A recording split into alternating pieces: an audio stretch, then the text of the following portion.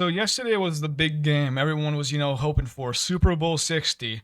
And the game obviously was a very big disappointment, especially for a Patriots fan. I wanted the Seahawks to win, but it was kind of just an unbelievably boring game. And apparently for people who also only watch the Super Bowl commercials, the Super Bowls were also kind of dog shit. They were just like cryptocurrency and AI the entire time. And so just a complete underwhelming event overall. But the big thing about Super Bowl 60 that a lot of people liked was the halftime show. Everyone really loved Bad Bunny. He's an international superstar, Grammy Album of the Year winner. And his entire halftime show was, a love letter to Puerto Rico, where he came from and where he's from. But one of the big news stories going into this was how many people were mad about Bad Bunny being the halftime show. And the most big story about the Bad Bunny halftime show outrage is, Toilet Paper USA, TP USA, Turning Point USA's All American halftime show, where they basically said that having, Bad Bunny as the halftime artist was just anti American because, he speaks Spanish and also isn't American, even though he was born in Puerto Rico, which is a U.S. territory, which makes him an American citizen. But the fact that he speaks Spanish, I don't think these people really consider, the fact that he might even be American and just see that and said, all right, that's anti-American, so we have to make our own halftime show. So the big four on Toilet Paper USA's website as Kid Rock. He's the only person I'd ever heard of before, this event. And then these three other losers named Brantley Gilbert, which is probably one of the whitest names you ever hear. Lee Bryce, another whitest name you ever hear. And then Gabby Barrett. You're getting the idea. And so you have a bunch of these random losers, but the big headliner obviously was Kid Rock, because he's the only person that the majority of the people who've even listened to music know of. And I kind of before I comment on the Turning Point USA entire halftime show, I want to give an example of the great lyricism of Kid Rock. So here's a little excerpt from his song "Cool Daddy Cool" on the Osmosis Jones soundtrack. And I'm just going to read you 4 lines, and you're going to hear some, absolutely just wonderful lyricism here. So it goes, young ladies, I like them underage, see. Some say that's statutory, but I say that's mandatory. And so the party that kind of complains about pedophiles while also protecting them, being a pedophile protection party, their headliner for their All-American halftime show has lyrics where, he specifically says he likes doing statutory rape, basically. Now, obviously there's some, interpretation when it comes to music. But at the same time, this is just objectively difficult to fucking understand. Because one of the most famous ones of just, people having suspicious lines is Oingo Boingo's ones where they talk about, also being a pedophile. But that one is making fun of Hollywood executives and industry executives for being pedophiles. This one just seems like you're being a pedophile. And it doesn't even come as a weird tone or anything. It literally is just, it's just them saying yes, I like underage ladies. So we obviously have massive lyricism going on. And then I saw another clip, and as much as I try to avoid watching the Super Bowl halftime show from Toilet Paper USA as much as humanly possible, that just shows absolutely how hilarious the entire debacle was. Because one, the lyrics of the person that is singing is absolutely fucking terrible, and two, the chat's not moving, and it looks like the most botted event of all time. Now I will warn you, this clip is pulled from XUC, the Gremlin, the Goblin, the Goober, who is a big fan of Donald Trump, as you can see with his streams with Aiden Ross. And so look not at the bottom left of the screen, but look at, rather, the chat and listen to the lyrics, okay? Let's do that together. Live chat, it's not loading yet. I just want to catch my fish, drive my truck, drink my beer. Guys, not wake up to all this hello? Stuff I don't wanna hear. Hello? Okay, so as you can see, chat's not really moving. Ignore once again XUC. And then you also, apparently at one point I had 5.1 million people watching. If the chat's moving like this, you can obviously tell that it's the most just botted thing of all time. Because if it was a legitimate 5.1 million, this shit would be moving at Mach 10 up and down.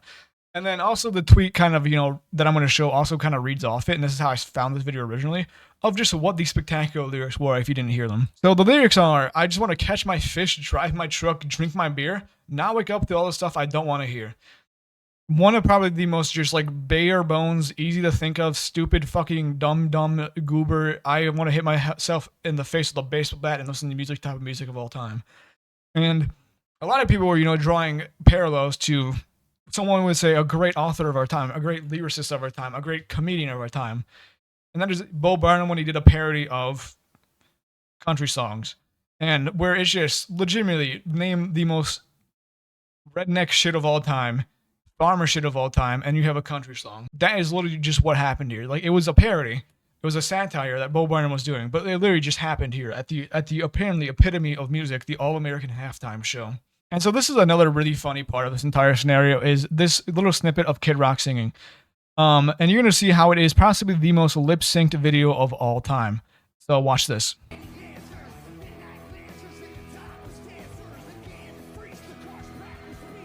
So I don't know if you can see that, and I don't know if you're, an intelligent individual, but right here music is playing and lyrics are playing, but the mic is not even fucking close to his mouth. So very obviously lip syncing, and just not even trying to hide it. Maybe the audio on the Toilet Paper USA stream fucked up or whatever, but apparently also the Toilet Paper USA stream was also just pre-recorded in advance. It wasn't even a live show. What the fuck? What's the point of doing it?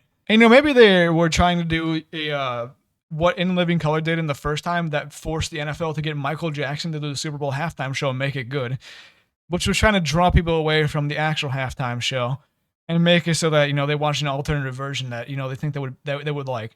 But when it is probably one of the most insulting things to music and the human ear of all time, no one's going to give a fuck. And also when 5 million people you're trying to say watched it, but when the chat's not moving, you can see that it's the most body shit of all time. And I've seen so many videos of our family was split during the halftime show, and it's 4 goobers in the back room watching the All American Halftime Show, and then 100 normal human beings watching Bad Bunny's actual good halftime show. And the funny thing about how bad the Toilet Paper USA halftime show was is that it lost people who you would never expect to criticize this type of event and this type of view. And so Zach Bryan, now I do not know his politics. He's a country singer though, and you would think that a country singer would, at least in this day and age, country singers used to be woke, I don't know, Johnny Cash, who would famously sing at prisons. But even Zach Bryan did not like the music. So this is the headline here I got from the San Francisco Chronicle, where he literally just called it embarrassing as hell. And if you lose the country singers for the All American Halftime Show, legitimately probably the most the most stereotypically American music genre of all time. If they're calling your entire debacle an embarrassment, you've just entirely lost the plot. And so, what was the reception of Bad Bunny? What was Bad Bunny's reception was? And so this is the first headline I saw, which said it brings a powerful message and celebrities to the world stage. And it was really good. I don't think I've seen any sane human being say they didn't like it. It was a love letter to Puerto Rico. It was a thank you to Lady Gaga, who he had her do a remix of "Die with a Smile," and I was actually kind of confused with that at first, but apparently Lady Gaga was Bad Bunny's industry mentor, so that's kind of why that happened. And then they had a bunch of Puerto Rican singers as well, and just people adjacent. I think they had Ricky Martin, and then at the end he also just did we're all Americans, not just United States of America, but every country in America. And he did miss Belize, which was kind of funny that he missed Belize, because people who were in Belize were sad that he missed it. But his entire idea was just we're supposed to be together instead of apart, and we're supposed to be unified, which is the entire thing, and objectively the entire point of the United States of America, which a lot of people missed. I mean, if you're wondering what losers were thinking about Bad Bunny's halftime show, and I'm assuming you've seen it right now, I think I would get shot by international copyright laws if I even attempt to show it right now. But you have this loser, this representative from Tennessee, who said last night's halftime show was a disgrace and it mocked American families. Depicting gay pornography on prime time has no place in our culture. Now, famously, known gay pornography, which is a wedding between a man and a woman, and a bunch of hot women dancing all over the place. That's obviously this guy really knows what he's speaking on and really watched it. Another thing, too, that he ends it off with saying the Bad Bunny performance is conclusive proof that Puerto Rico should never be a state. And the funny thing about that part is that apparently one of the brief little song cameos that he had in his in his performance, other than Gasolina, which that was a white people song. That was for me, obviously. Obviously, my culture got represented with Gasolina. The white people Spanish national anthem. Was that apparently one of the songs was a song basically saying that they don't want Puerto Rico to be part of the United States. They want to be its own independent country. So I think Bad Bunny might even agree with the second sentence.